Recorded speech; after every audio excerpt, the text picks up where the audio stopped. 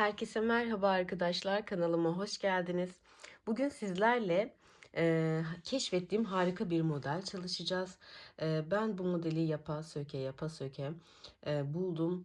Belki vardır bilmiyorum, ben daha önce hiç karşılaşmadım ama bu modeli oturup üstünde kafa yorarak buldum diyebilirim. Ben çok sevdim, bakın harika bir hasır görüntüsü oldu. Tüm çanta modellerine çok yakışacağını düşünüyorum. Ama bu formu bence rafyalarla daha güzel alacağız diye düşünüyorum.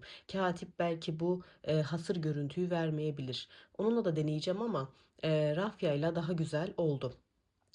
Ben Milano rafya kullandım bu arada. Sizler isterseniz Milano rafya, isterseniz birçok rafya çeşidi var.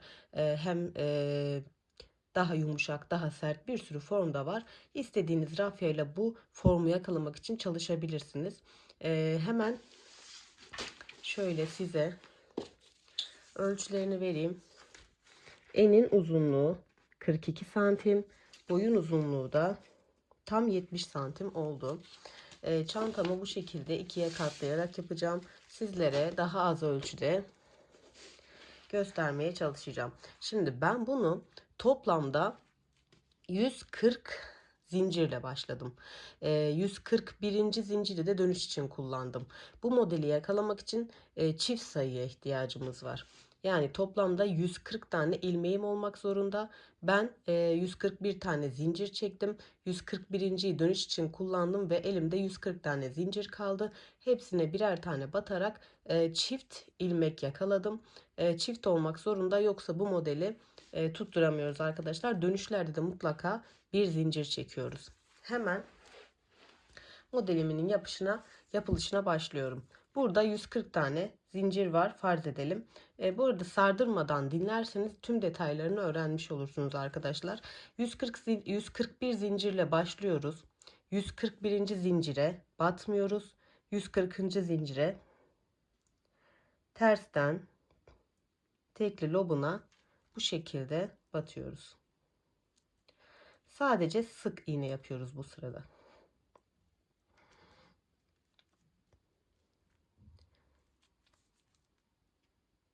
Lütfen dikkatli sayın. Eksik olmasın. Tek olursa modeli tam yakalayamazsınız. Sıra sonlarında eksikler olabilir. O yüzden sayımızı azaltmadan ya da çoğaltmadan devam etmek zorundayız. Tam 140 tane olmak zorunda.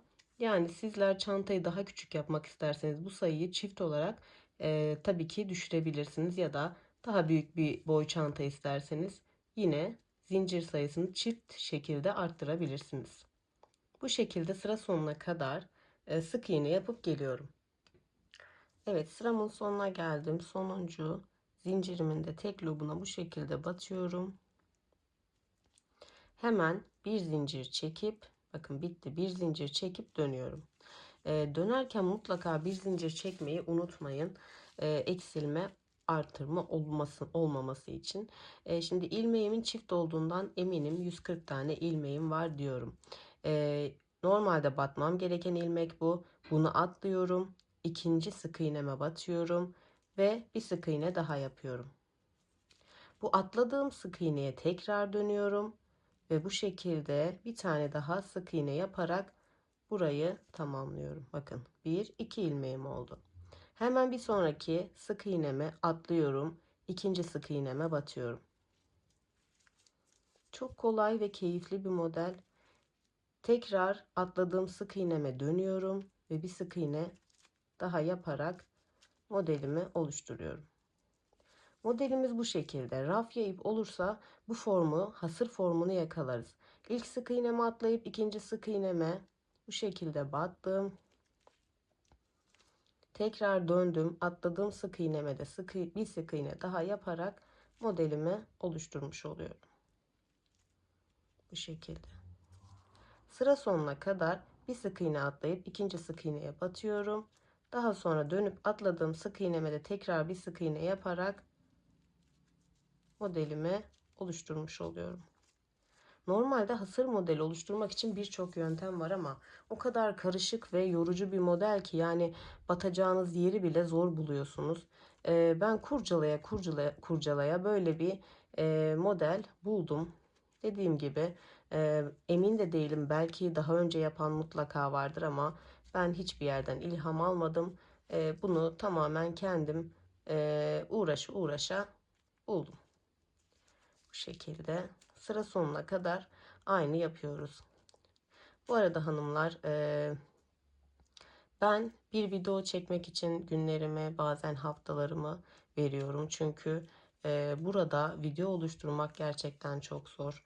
Yani biz bir saatlik video hazırlıyormuş gibi gözüküyoruz ama arka planda o bir saatlik videoyu günlerce hazırlıyoruz aslında. Bu da çok büyük emek, çok büyük zaman. Eşimden, çocuklarımdan ayırdığım zamanlarda sadece sizlerin isteği üzerine zaten açılmış bir kanal bu. Böyle bir hedefim, planım yoktu açıkçası. Çoğu insanı kıramadığım için modellerimi anlatmaya çalışıyorum. Sizden tek beklentim eee, benim kanalıma destek olmanız. Gelip videoyu izleyip bir beğeni atmadan giden insanlar var.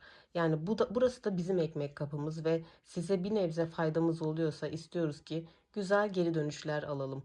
Yani bir yoruma bir çiçek bırakmak ya da bir beğeni atmak, abone olmak eminim sizin için çok zor değildir. Ama böyle verdiğimiz emeğin karşılığını alınca, yani ben alınca çok mutlu oluyorum. Sizler geri dönüş yapınca çok mutlu oluyorum. O yüzden desteklerinizi esirgemezseniz çok sevinirim. Sonuncuya geldik. Bakın 2 tane sık iğnem kaldı. En sondaki sık iğneme batıyorum.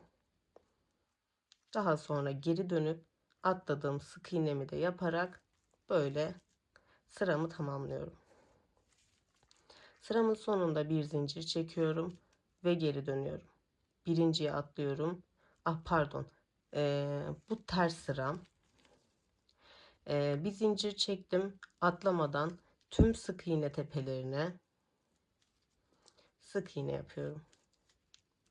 Modelimiz bu şekilde çok basit ve çok çabuk ilerleyen bir model. Bir sıra model oluşturuyoruz. Düz sırada modeli oluşturup ters sırada sık iğne yapıyoruz. Bu benim ters sıram olmuş oluyor. Burada sıra sonuna kadar sık iğne yapıp geliyorum. Şimdi sıramın sonuna geldim. Sonuncu sık iğnemi de yapıyorum. Arada bir sayılarınızı sayarsanız tam 140 tane olduğundan emin olursanız sizin için daha iyi olacaktır. Bir zincir çektim, döndüm tekrardan. Birinci sık iğneye atladım. İkinci sık iğneye modelimi oluşturuyorum. İkinci sık iğneme battım. Tekrar bu atladığım sık iğneme döndüm ve burayı da modelimi oluşturdum. Bir tane atladım, ikinciye girdim. Sık iğnemi yaptım. Atladığıma tekrar dönüp bir sık iğne daha yaparak modelimi oluşturdum. Birinciye atladım, ikinciye sık iğne yapıyorum. Tekrar dönüp buna da sık iğne yaparak modelimi oluşturuyorum. Sıra sonuna kadar aynı şekilde gidip geliyorum. Sıramın sonuna geldim. Bakın 2 tane ilmeğim kaldı. İkinciye girdim. Sık iğnemi yaptım. Dönüp tekrardan boş bıraktığıma da sık iğnemi yapıp bir zincir çekip tekrar dönüyorum. Ters sıramda ne yapıyordum? Her ilmeğe bir tane sık iğne yaparak sıra sonuna kadar gidiyordum. Ön yüzde modeli oluşturuyoruz. Arka yüzde sadece sık iğne yaparak ilerliyoruz arkadaşlar. Bu şekilde sıra sonuna kadar sık iğne yapıp geliyorum. Sıramın sonuna geldim. Bakın sonuncu ilmeğim de burada. Bak bu zincir bir zincirlik noktam, buraya batmıyorum. Son ilmeğim şöyle çevirdiğimde bakın burada bir ilmek olduğu belli oluyor. Bu ilmeğime şöyle çevirerek de batabilirsiniz doğru yere batmak adına. Yapıp sıramı bitirdim. Şimdi farklı rengime geçeceğim. Ben burada size göstermek için iki sıra modelle ördüm. 1, 2, 3, 4 sıra örmüş oldum. Sık iğne sırasında ip değiştirmiyoruz. Model kurulumu sırasında, yani ön yüzde ip değiştiriyoruz. Burada kaç sıra yaptım? Ben 8'er sıra yaptım. 8 sıra bej yaptım. 8 sıra siyah yaptım. Sizler de istediğiniz sıra sayısına göre ayarlayabilirsiniz. Şimdi siyah ipe nasıl geçiyorum onu da sizlere gösterecek olursam hemen ipimi kestim. Normal bildiğimiz yöntemle zaten burada kalacak ipler çok önemli değil. Benimkiler de hala duruyor gördüğünüz gibi. İğne yardımıyla gizledikten sonra oraya farklı bir işlem yapacağım. Çok önemli değil yani. Şöyle ipimi sıkıştırıyorum. Sıkı bir şekilde düğüm atacağım.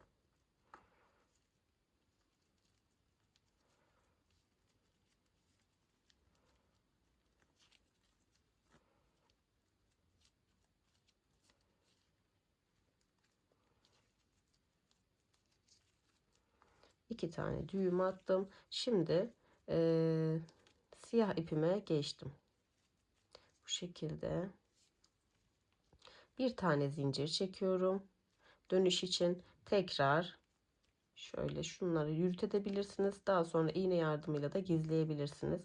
Model kurulum sırasındayım. Bir tane sık iğnemi atladım. İkinciye tekrar girdim bu şekilde. Ve dönüp tekrar atladığıma da bir tane daha sık iğne yaparak ilk modelimi kurmuş oluyorum. Birinciye atladım, ikinciye geçtim. Tekrar dönüp atladığımı da yapıyorum. Yani ip değiştirme işlemini ön yüze geçtiğinizde ön yüze geçtiğinizde yeni renginizi bağlayıp tekrar devam edebilirsiniz. Ben böyle daha güzel durduğunu gördüm. Yani ben tersteyken, sık iğne sırasındayken de değiştirdim ama bu kadar güzel bir görüntü vermedi. O yüzden model kurulumuna geçtiğiniz sırada renk değiştirmenizi tavsiye ederim. Dediğim gibi gerçek örneğimde 8 sıra ördükten sonra renk değiştiriyorum. Bunu tamamen size göstermek için 2 sıra ördüm sadece. Bu şekilde sıra sonuna kadar gidip geliyorum. Sıramın sonuna geldim. Bakın 2 tane ilmeğim kaldı. Sonuncuya batıp tekrar atladığıma dönerek bu sırayı bu şekilde bitirdim. Bir zincir çektim. Tekrar döndüm. Tüm sık iğnelerimin tepesine sık iğne yaparak ilerliyorum ters sıramda. Modelimizin kurulumu tamamen bu şekilde. Bunu da 8 sıra ördükten sonra tekrar yine ön yüze geldiğimizde tekrar bej ipimizi bağlayarak yeni modele başlıyoruz. Daha sonra şöyle iğne yardımıyla ben bunları gizliyorum. Daha sonra modelimizin yapılışını artık anladık. Ölçülerini de verdim. 1, 2, 3, 4, 5, 6, 7, 8, 9 sırada örmüşüm ben. Tersten üzerine bir örtü koyarak güzelce buhar yardımıyla ütüledim. Şimdi ben bunları iğne yardımıyla gizleyip hemen geliyorum.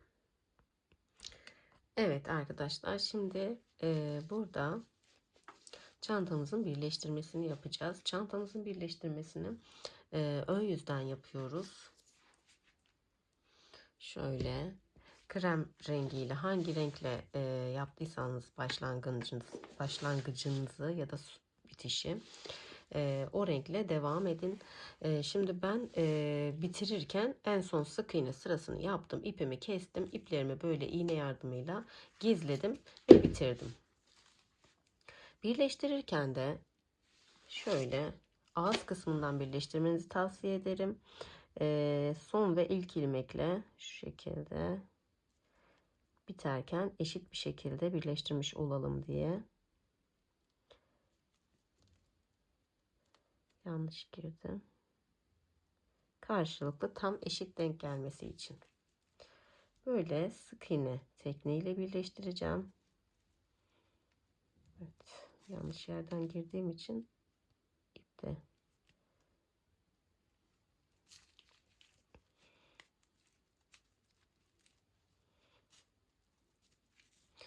Böyle girdim. Burada bir zincirimi çekiyorum. Hemen bir sonraki sık iğneye devam ediyorum. Şu ipimi de kendimle yürüteceğim bir miktar. Bu şekilde karşılıklı denk gelecek sık iğneleri Yine tepeden sık iğne yaparak şunu hatta şöyle ortaya alacağım. Ortadan birleştireceğim.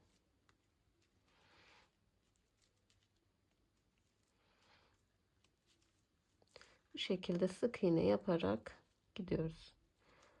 Sık iğne yapmamın sebebi de püskül yapacağız biz bu kenarlara. Sık iğneye püskül yapmak daha kolay oluyor diye.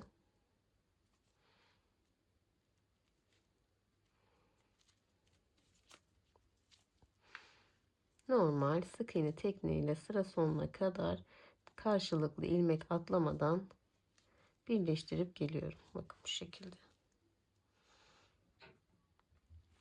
Sıramın sonuna geldim. Bakın şöyle ikisine de karşılıklı batarak sonuncuyu da böyle yapıyorum. İpimi burada kesiyorum.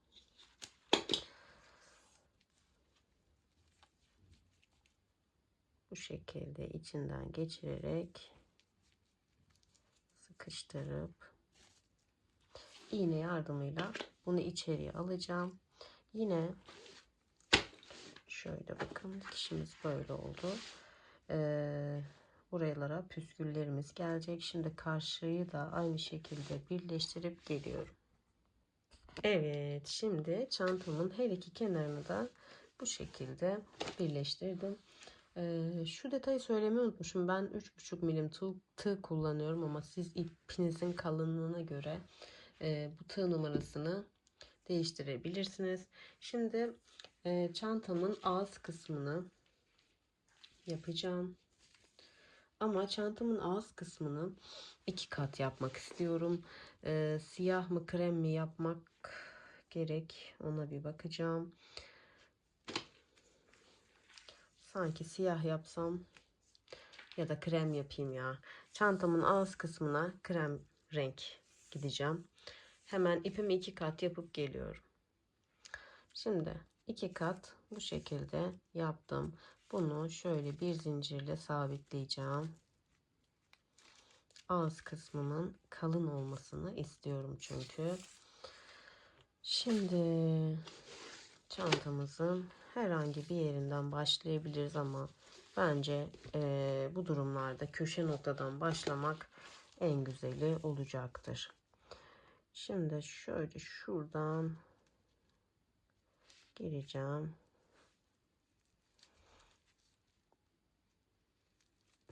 Şöyle sabitledim. Şu ipimi de. Bir zincir çektim. Şunu daha sıkı yapmak istiyorum. Bir saniye.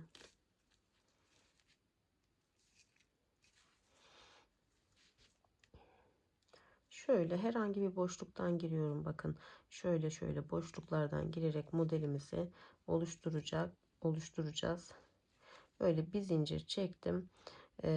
Her zaman yaptığım çantamın ağız kısmında sevdiğim bu modeli tekrar yapacağım. Şimdi geriye doğru gidiyorum. Diğer boşluğa atladım. Tersten gidip sık iğne yapacağım. Bakın bu batmam gereken birinci boşluk, bu da ikinci boşluk. İpimi biraz gevşek tutup ikinci boşluğa gidiyorum ve tersten sık iğne yapıyorum bu şekilde. İpimi biraz gevşettim. Yine şu modeli oluşturduğum boşluğa gittim. Hep aynı uzaklıktaki noktaya gidiyorum. Size kolay olması adına şöyle göstereyim, bakın. Şu model oluşturduğumuz noktalara batıyorum. Şöyle. Bir tık ipimizi gevşetelim ki toplanma olmasın. Tekrar atladım.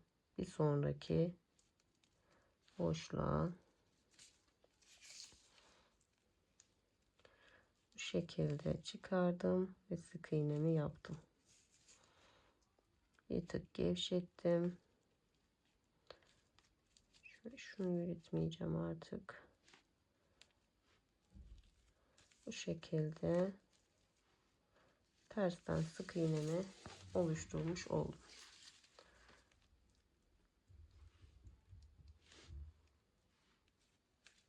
Bu şekilde sıra sonuna kadar yapıyoruz. Biraz ipi gevşetmeyi unutmayın çünkü toplanma yapar. Böyle sıramın sonuna kadar bu şekilde yapıp geliyorum. Evet, şimdi bakın çok güzel bir görüntü kattı. Köşe noktamdayım. Yine köşe noktamda ipimi bir tık gevşettim, bakın. Yine aynı yere denk geliyor aslında. Burada bir tık daha gevşetip ipimi hemen şu noktaya batmam gerekiyor.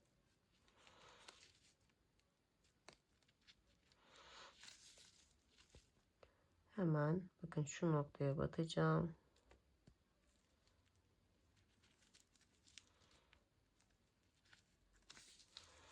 Modelimiz burada terse döndüğü için bakın aradaki boşluk aslında aynı. Normalde buraya batmam gerekirken bir tane atlayıp şuraya batıyorum, bakın şu boşluğa. Hemen battım.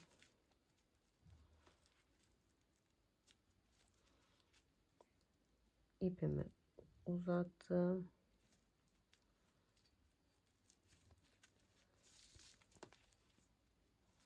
Bu şekilde devam ediyoruz. İpinizi uzatmayı muhakkak unutmayın. Yoksa toplanma yapacaktır.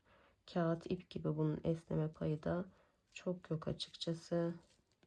Ne kadar elastik bir ip olsa da geri toplanma yapıyor. Böyle güzel bir ağız bitişi oldu. Hemen bitirip geliyorum. Şimdi son başlangıç noktama geldim. İpimi gevşetiyorum. Şurada batmam gereken son bir noktam var.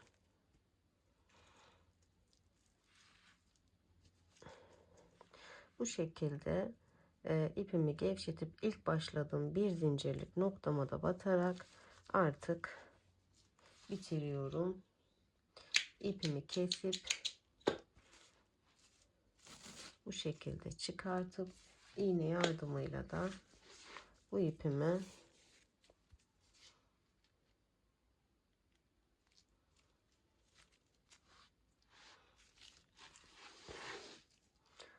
bu şekilde buraya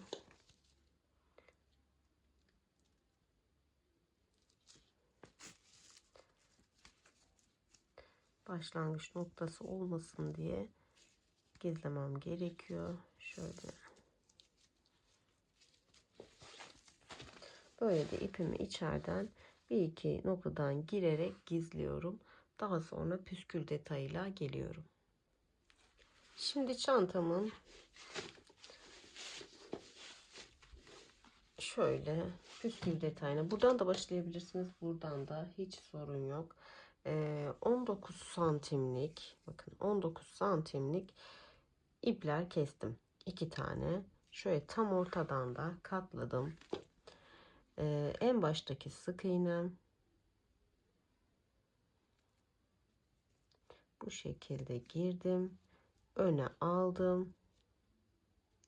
Bir tık gevşek bıraktım. Bakın içinden bunları geçirebilecek kadar.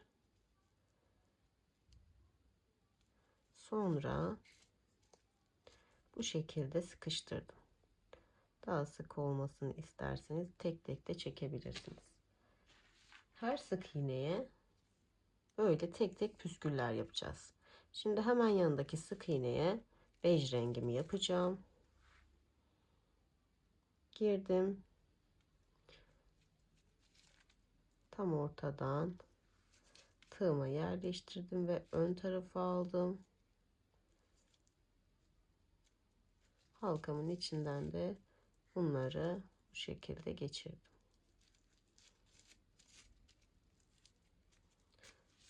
Böyle bütün sık iğneleri hemen yanındakine geçtim.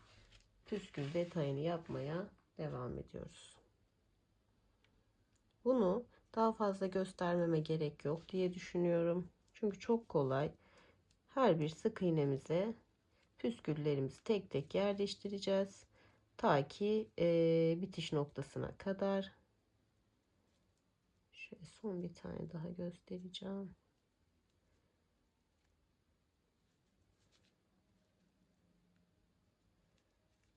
Keyifli ama bayağı uğraştırıcı bir bölüm olacak bu. Böyle daha sonra bunu istediğimiz boyutta keseceğiz. Eğer güzel durursa kesmeye de gerek kalmayacak. Bu şekilde çantamın her iki köşesine de püsküllerimi yapıp geliyorum. Evet, ben şimdi püskül detaylarımı böyle bitirdim ve çantama harika bir şıklık kattı.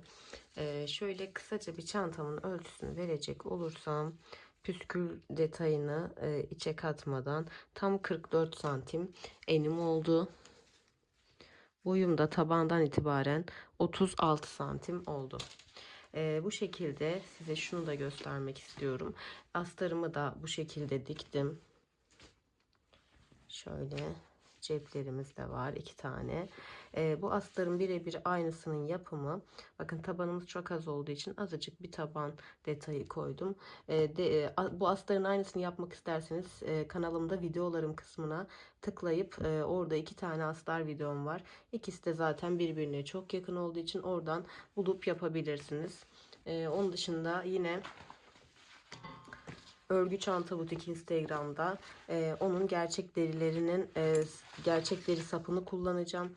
Ben bu modeli çok seviyorum ve çoğu çantaya da yakışan bir model. Yine ayarlamasını kendim göz kararı yapacağım. Hemen çantamın askısını da dikip geliyorum.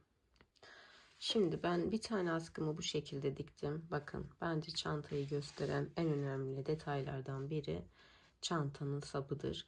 Ve gerçek deri sap kullanmaya ben çok özen gösteriyorum. Uzun ömürlü olsun diye. Yani bayıldım. Şöyle bir tanesini de sizlerle dikmek istiyorum. 1, 2, 3.'ye sabitledim ben bu sapımı. Yine Milano rafyayla dikiyorum. Çünkü biliyorsunuz Milano rafyanın kopmama gibi bir özelliği var. Yani asla kopmuyor. Asla kopmama gibi bir özelliği var. O yüzden böyle. Şimdi ipimi buraya öncelikle geçiriyorum. Şöyle bir iki tane de düğüm atıyorum.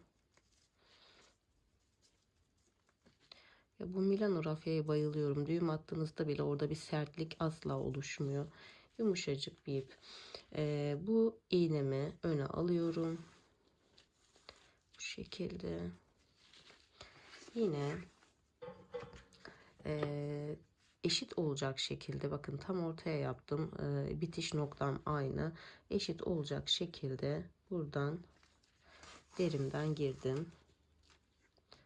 Çaprazda dikebilirsiniz. Ben düz dikmeyi tercih ettim.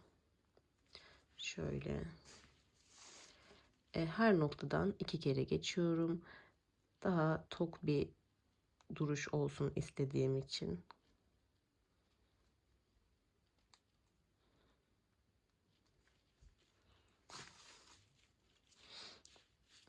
Aynı noktalardan 2'şer defa geçiş yapıyorum. Bir alt sıraya böyle. Ve ben bu modeli ikinci çantamda kullanıyorum bu arada, bu çanta sapını. Hem montesi kolay hem duruşu gerçekten çok tatlı. Yani seviyorum. Eğer bulamazsanız Örgü Çanta Butik Çankaya sayfasında bu modeller kendileri üretiyorlar. Yine bulmakta zorluk yaşarsanız bana Instagram hesabımdan yazarsanız sizlere linkini atabilirim. Instagram hesabım YouTube hesabımla aynıdır. Nescraft. Kolaylıkla ulaşabilirsiniz. Yaptığınız modelleri bana oradan etiketleyerek paylaşabilirsiniz. Elimden geldiğince sizlere de hesabıma ekleyip hem yaptığınız ürünü tanıtmış olurum. Hem de benim emeğimle yaptığınız çantaları görmek beni son derece mutlu edecektir. Şimdi burada bu ipimi tekrar bağlayıp burayı sabitlemiş oluyorum. Daha sonra da ipimi kesiyorum. Şöyle şuradan da tekrar geçip ipimi sabitleyeceğim.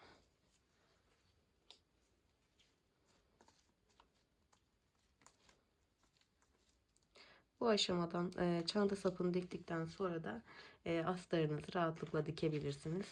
Astarınızı dikmeden önce çanta sapını mutlaka dikmelisiniz. Bir önceki çantamda ben unutmuşum. Çok zorlandım tekrar eklemeyi. Bakın çantamız bu şekilde bitti. Yani ben bayıldım. Ya en güzel tarafı da çantanın benim kendi tasarımım olması beni ayrıca mutlu ediyor. Gerçekten çok kullanışlı bir çanta oldu. Yani yazın plajlarda gözler üzerinizde olacak bu modelle diyorum. Böylece bir çantamın, bir emeğimin daha sonuna geldik.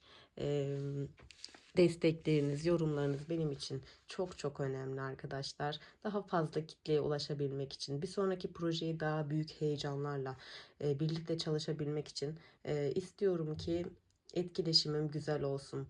Yani beğenin ya da beğenmeyin. Bunu yorumda belirtmeniz, bir beğeni atmanız ya da kanalıma abone olmanız beni çok mutlu edecektir. Destekleriniz için şimdiden çok çok teşekkür ederim. Bir sonraki projede görüşmek üzere. Kendinize iyi bakın.